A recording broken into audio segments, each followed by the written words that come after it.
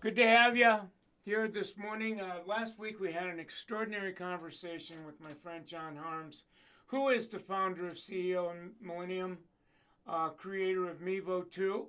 And last week we had this amazing conversation in or around average ticket. And I teased you a little bit on my newsfeed yesterday. I said, what did I say? That we would be here to have a conversation about greatest amount of income by spending more time working on fewer people, but getting them to come in one or two more hookups, and we would be there. So that's what the conversation is going to be.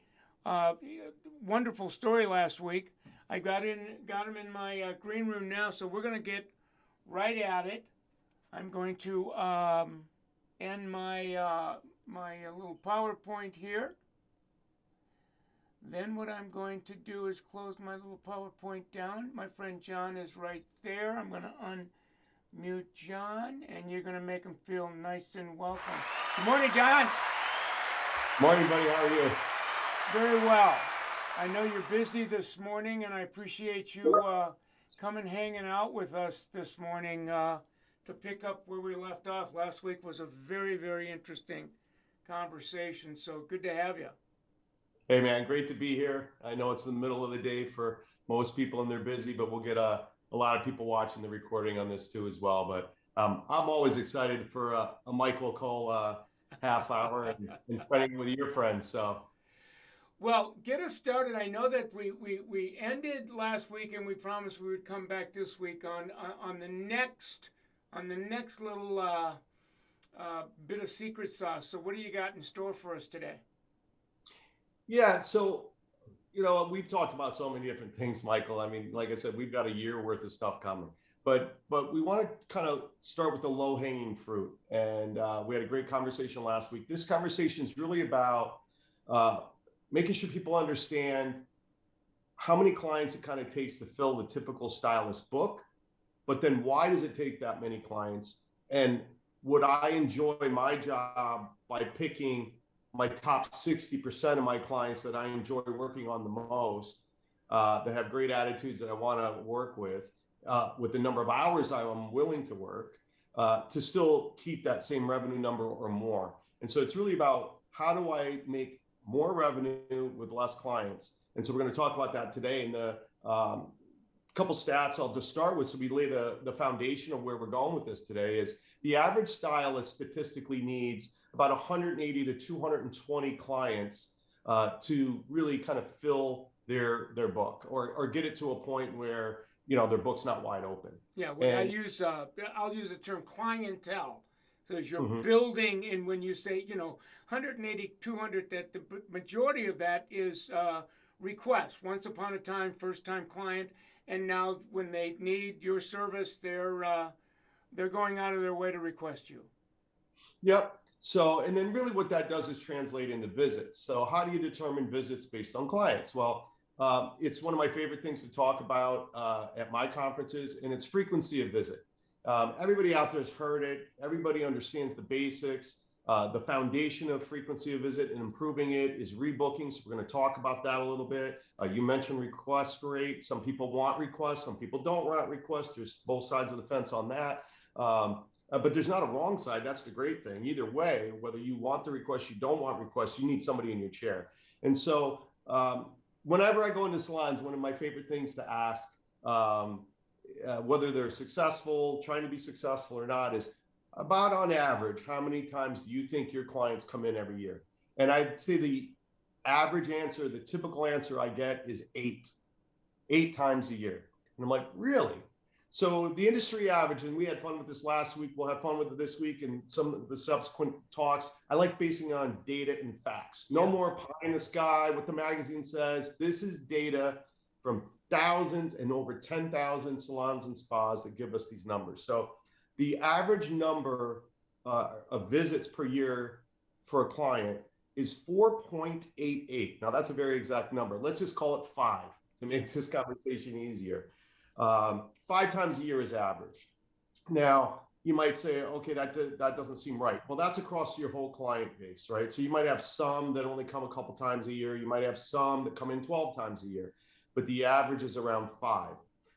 And we find it important, and we've added to our software Mevo too, and we had it in Millennium as well, is to have frequency of visit by service category too, Michael, because, if I want to coach my entire staff, not everybody does color, not everybody does cuts, not everybody does nails, right? Or waxing. So what's great is understanding your frequency of visit by category of service, which we have broken down in a report in Mevo, and it's an eye opener. So if I'm talking to somebody that's a color technician, I might say, wow, you're at 5 visits. That's amazing, because it is, that's good.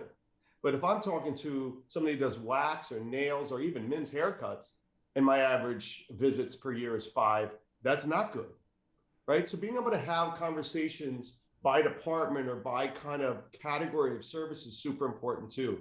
But regardless of whether you have the software that can break it down to that level, it's important to know that on average, it's around 5 visits. So our main conversation today, Michael, is really around, well, how do we increase that? And one of the things that Michael and I talked about in our pre-talk was, well, how many should you go for? Should you shoot for 8? And I said, honestly, know where you're at today and shoot for 1 more visit. Yeah. It's so tangible, so easy. Again, if the average is 5, 1 more visit is 20% growth. 1 more visit to your clients is 20% growth. Why? Because 1 divided by 5 is 0.20. That's 20%. So, and it's easy. You don't have to raise prices. You don't have to have awkward situations where you're selling something you're not comfortable with, and all those things. You're just getting 1 more visit a year out of clients that probably deserve and need and want 1 more visit a year. Yeah, when I listen to that, first of all, it's surprising because you told me last week that, your village now, the Mevo 2 digital villages plus 150,000. So you've got, that's an incredible data resource, and you're going, look, from that factual data, we got 4.88. Let's just round it to be 5.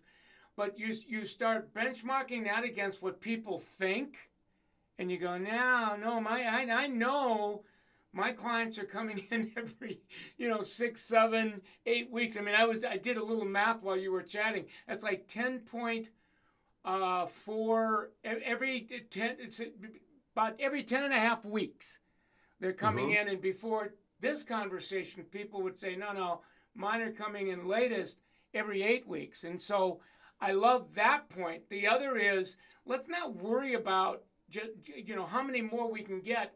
What happens if we just go up 1 click from 5 to 6, and bingo, that's a 20% increase in income. And I'm kind of wired, the cloth I'm cut from is hairdresser. So my mind went, okay, wait a minute now. If I made $50,000 on a W-2 last year, you're really saying that I just went up 20%. So I went from 50 to 60, and I was just a little bit more awake and compelling my clients to come in sooner. So when you say that's low-hanging fruit, to me that looks like a ginormous, red, shiny, juicy apple on a very low branch. Well, here's the funny thing, Michael, that people are surprised at. Oh, actually, I'll be honest, I was surprised about it. All I looked at was the service revenue increase. But guess what? That extra visit, I get an extra 20% tip. That extra visit, I get the extra opportunity to sell more retail.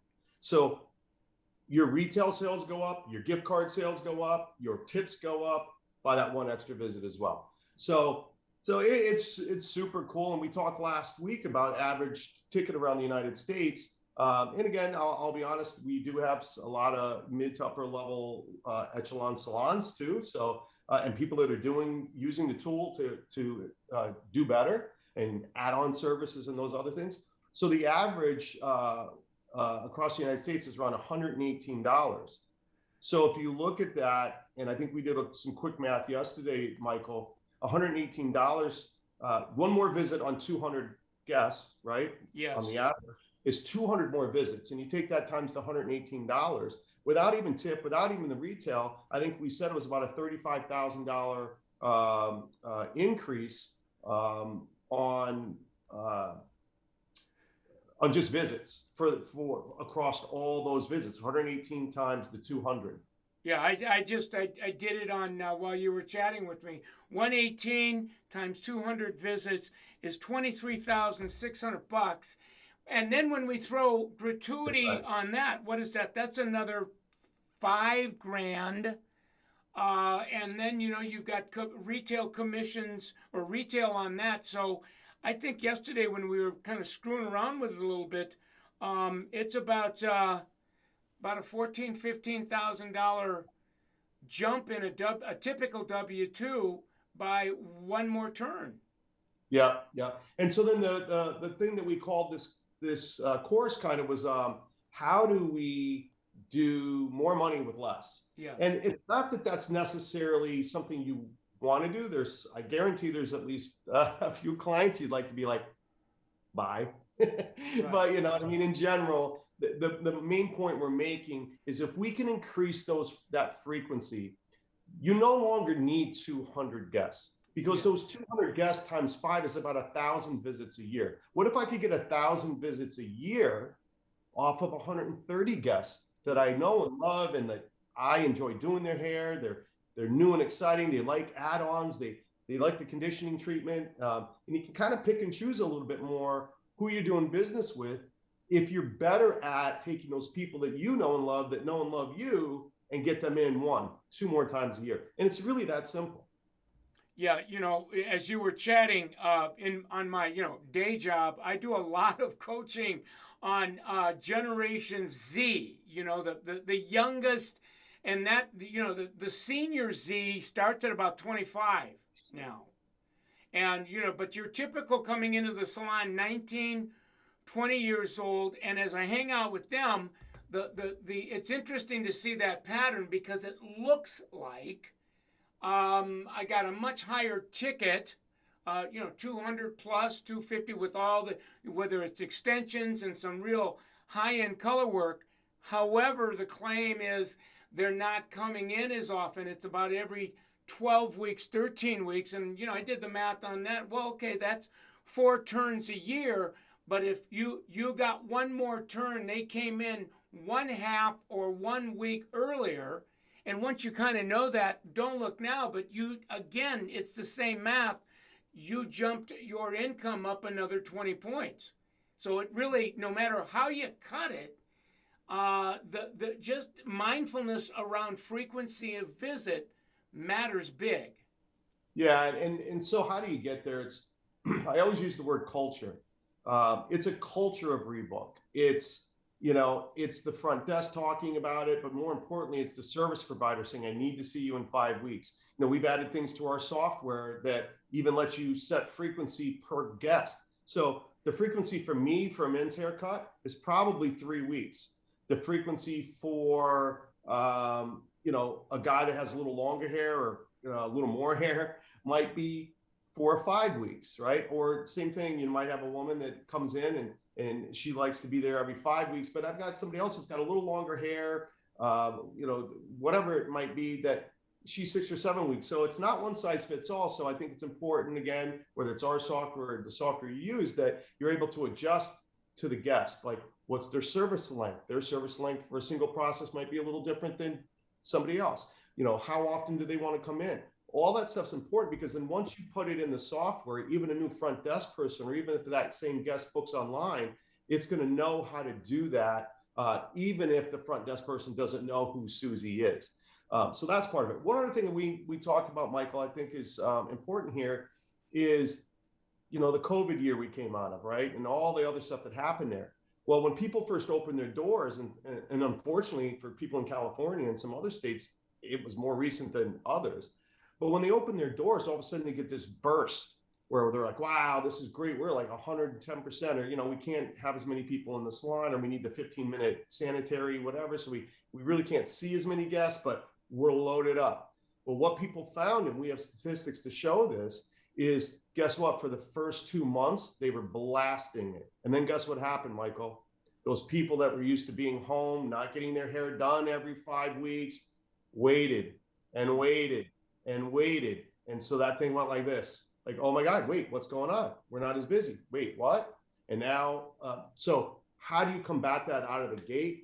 Is every new guest gets rebooked on their first visit, so it becomes part of their culture. The stylist understands the importance of it. And when you get those people, those butts in seats, you got to really push to get them in 5 weeks or whatever the frequency that makes sense, so that they're on a regimen again, because people have fallen off the path of being regimented in their hair services. 100%. It's not the way it was 2 years ago. It'll get back there. I believe it will. But we need to help it get there. You know, it's been interesting to watch, and you know, I'm kind of a big fan of the Mevo 2 online booking feature. On a daily basis, I'm watching hairdressers find new creative applications of that feature. And now, I don't know that I would call it a trend, but I'm certainly seeing enough of it to say that it's no longer unprecedented. It's becoming the newest precedent, where a guest comes in and just like you know, traditionally I'm going to teach you how to use home hair care, so you really, your hair works. Part of the training now for the guest is how to rebook. Like, you know, download the app, bring your mobile out, and where we're teaching the client to rebook themselves in real time. And because you've built intelligence into that, a lot of that's getting taken care of. Not only one more visit in there, because we're having that conversation as I'm serving you, but because of your feature, the client is making a bigger commitment to themselves and me on their next visit. So, I mean, that's been real fun to watch. Yeah, and you know, we listen to our customers. The people who use our software have a voice. You're on our Mevo 2 community site. You get to see the voice they have, and I think we're really good listeners. And so they're helping us tweak how to make that even better. So we've added book from history, so that somebody that has already gotten a haircut but doesn't remember the stylist's name can just go to history and go, oh yeah, I want to go back to her. Or what was that service? Was it a single process? Was it a highlight? What was that? And go that way. And then adding the features to online booking that allow you to show certain services, not show certain services, do the add-on that you would have done if you were in person. Hey, let's get you that conditioning treatment. Let's get you that salt scrub. Well, guess what? Boom, right in online booking, there it is. Collecting deposits, like anything we can do from a technology perspective. I think it's important for you to have software that's going to adapt to that. But at the end of the day, as you know, I started out as a technologist. I built some of the first features in the beauty industry in the 90s that people know and love now and kind of take for granted. But the truth is, my passion is the business stuff now. It really, really is. I mean, I love that I can pull up Mevo in its entirety on my phone. The only software that actually is fully 100% mobile. But again, that's cool. But what's even more cool is that somebody can go in and get these numbers that we're talking about, set up their smart centers the minute they log in and see all these stats on rebook and frequency of visit. And the other thing we talked about in the prep for this, Michael, is I think it's important that people not just set revenue goals. Right? Revenue is the final piece of the story. It's the end game, right? Getting there is, what do I want my rebook percentage to be on a daily and per ticket basis? Now I'm measuring myself daily, just like we talked about average ticket last week. I love average ticket because it's like, how'd I do today? How'd I do this last ticket? Did I rebook that last guest? Did I rebook? What was my rebook for today? Because we know that rebook percentage, especially once it hits 70% and above, is going to lead to 1, 2, 3 extra visits a year. Yeah, I mean, what in my day job, my language on it is the difference between an outcome goal and a process goal. You know, so the rebook is a process goal that gets you to a much sweeter outcome goal, but they're two different goals that are connected. And when you're coaching, you're helping the person that you're coaching to see that once you set the outcome goal, it's there. We know we're going to measure ourselves against that, but let's talk about process and what you really need to be mindful for. And if you stay on that, you're going to blow your outcome goal out of the water. You know, as you were chatting, John, you had a couple people say something that kind of put on my dashboard. I just wanted to read. Lauren Hensley said, if there's a salon not using Mevo 2 and working with John and the team, hurry, contact them. They're very involved. It's an amazing team. Our salon is very successful thanks to Summit and Mevo offering. So that was one raving fan of yours. The other is Jeannie Wagner, who I know. She said, we've used Mevo since April. In July, supposedly the slowest month of the year, and we blew it out of the water. I'm positive that Mevo was helped to drive that.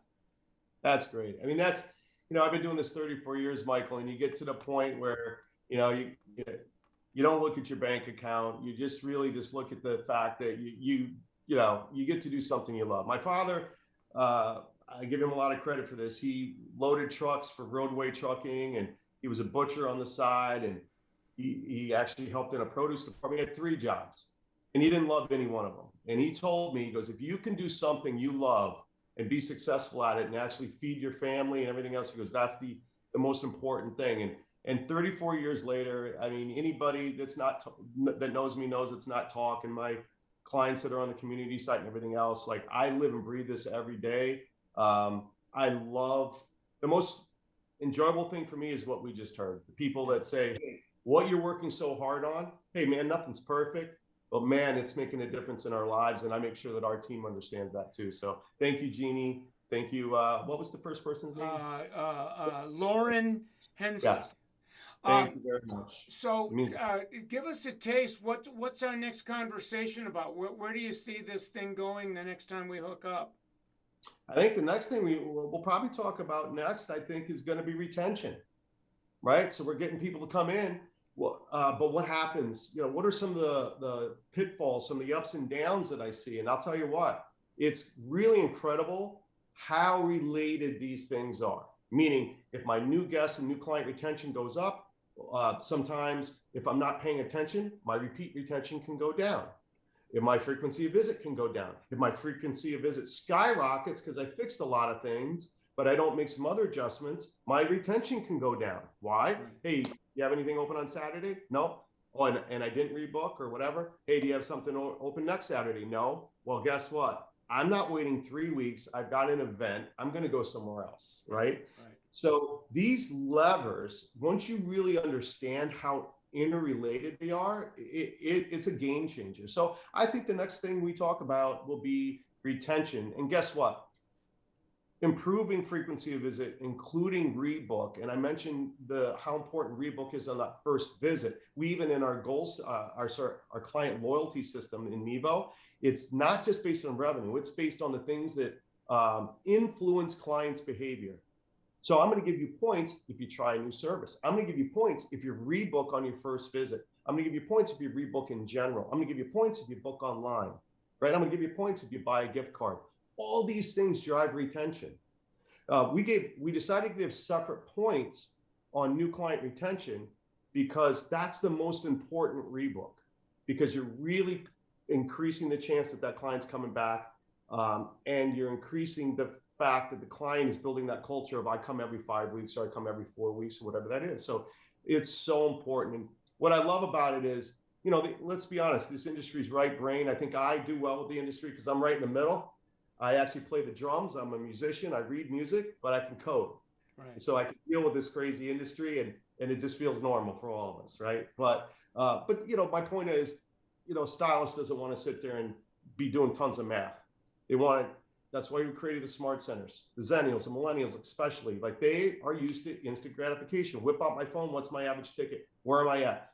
What % of my goal am I at? They're not waiting till the end of the week, the end of the month for a manager to walk over and hand them a report, right? Those days are gone.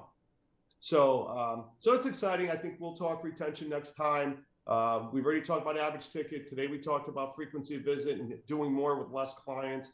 We talked a little bit about the fact that post-COVID, it's more important because people are kind of in this lazy mode of like, whenever my hair starts to turn gray again and I have an inch of regrowth, then I'm finally going to show up.